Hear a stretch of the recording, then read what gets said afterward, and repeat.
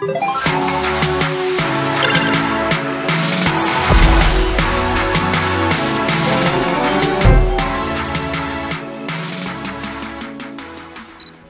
dan salam sejahtera. Berjumpa kembali di Review Zone episod yang ke-7 yang dibawakan oleh KK Studio. Okey, baiklah. Jadi hari ini kita akan mereview lagi satu buku.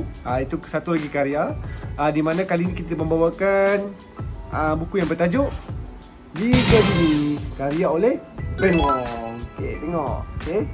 Jadi tanpa membuang masa, jom kita review buku ini. Okey, jom. Alright gang, jadi kita akan mula review buku ini. Okey, jadi tajuk diberi adalah Liga Dini di Hujung Senja. Okey, Emosi 101 lah. Okey, ini merupakan karya daripada Ben Wong.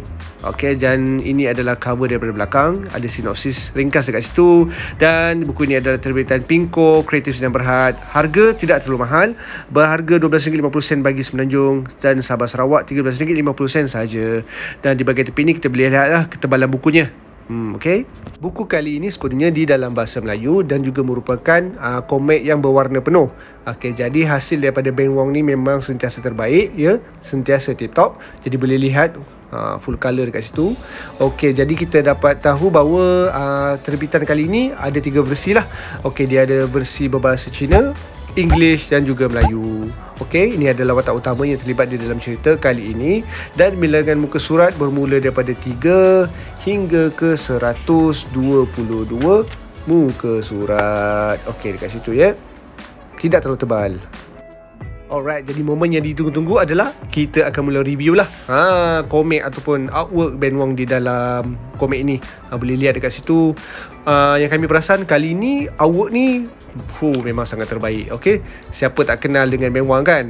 Dia terkenal dengan lukisan-lukisan yang sangat anggun begini, dengan colournya kan, memang menyerlahkan kreativiti ataupun karya terbaik daripada Ben Wong. Boleh lihat dekat situ.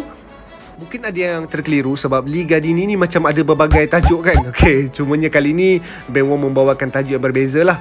Yang versi kali ni memang cerita yang berbeza daripada terbitan-terbitan yang pernah beliau terbitkan bersama dengan publisher ataupun penerbit yang lain. Okey, yang ni memang sangat berbeza. Memang kita recommend lah untuk anda semua membacanya. Dan buku ni merupakan volume yang pertama sebenarnya, dan kami menantikan volume yang kedua lah daripada Ben Wong.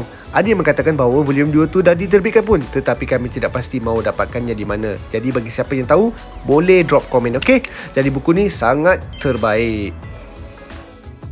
Baiklah, itu saja review daripada kami. Okey, jadi bagi siapa yang minat mendapatkan karya Ben Wong ni, Liga Dini ni, boleh saja ke Pinko punya website, Pinko Kreatif Sinar Berhad punya website ni, dan kita boleh juga ke Shopee, TikTok dan berbagai platform online yang lain. Okey, jadi kita sangat menantikan volume 2 lah daripada Ben Wong untuk karya ni sebab karya ni memang terbaik. Okey, bye semua. Jumpa lagi di video akan datang.